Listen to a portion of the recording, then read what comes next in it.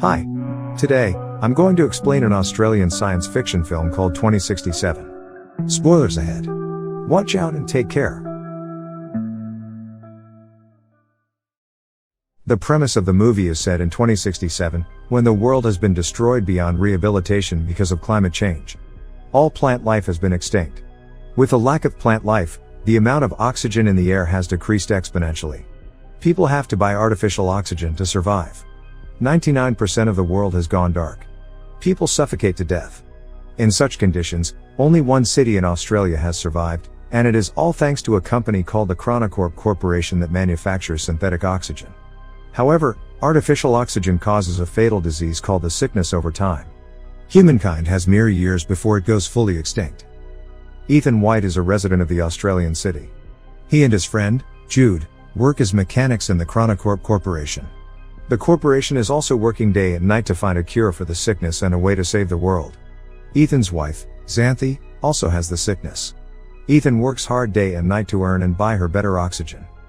One day, as Ethan and Jude work in the tunnel, the Chronocorp CTO of Particle Research, Regina Jackson, summons them to her office.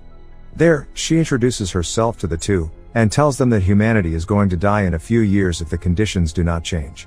She then reveals that Ethan is the only one who can help everyone and save humanity. Ethan is confused and doesn't believe her. But Regina insists he visit their lab. The lab has huge machinery. The lab doctor named Billy Mitchell introduces himself to Ethan, and looks at Ethan's wrist device for a second. They then explain to him that Ethan's father, Dr. Richard White, started this project 20 years ago. The machine that stands in front of them is a time machine called the Chronicle. In the first ever experiment done with the machine, they had to send radio waves into it to check what was on the other side. He doesn't believe them and thinks that Regina is just bluffing. Moreover, he doesn't want to leave his sick wife and go into the future. So, he declines to help. Later Ethan and Jude are at a diner, where they buy crisp oxygen. Jude tries to persuade Ethan to go through with the plan and help save humanity. However, Ethan laughs at him, saying that he doesn't want to be like his father. Ethan hates his father for never being there for him. 20 years ago, his father left home and went missing, while his mother was killed when he was a kid. Since then, he has been brought up by Jude, who he regards as his older brother as well as best friend.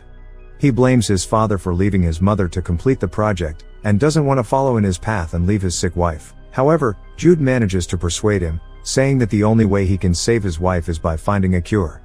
Ethan reminisces of his 8th birthday when his father has bought him a strange box as a gift. As he puts his hands inside the box, a device latches onto his wrist, making him bleed. Richard had placed a permanent hand device on his son. It has been many years but Ethan doesn't know its use yet. Later at home, Ethan tells Xanthi everything that happened during the day, and she too insists him to go.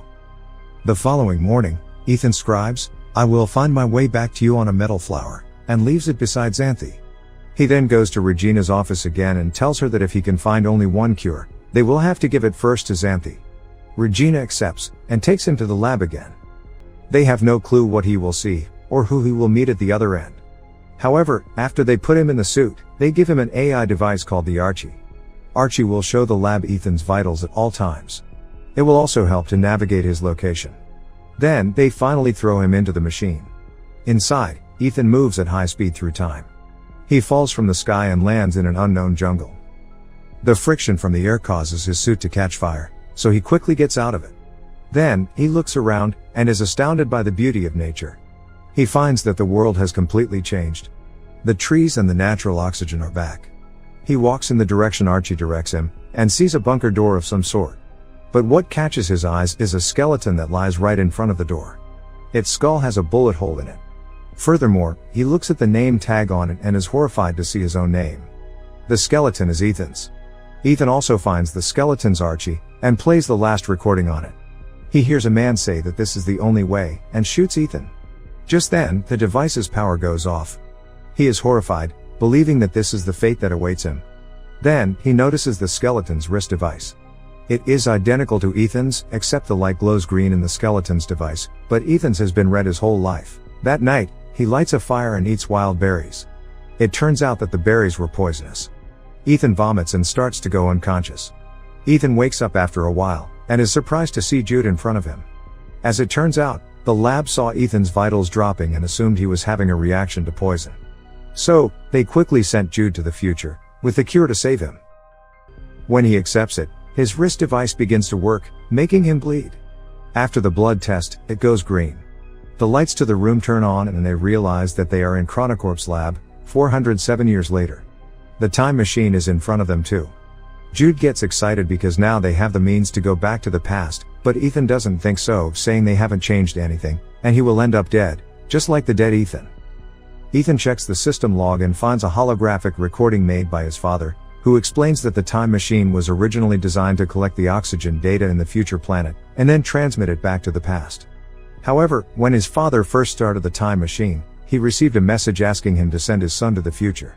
Despite his misgivings, he chose to do so and made a DNA verification here for Ethan. However, Jude's words make Ethan suspicious.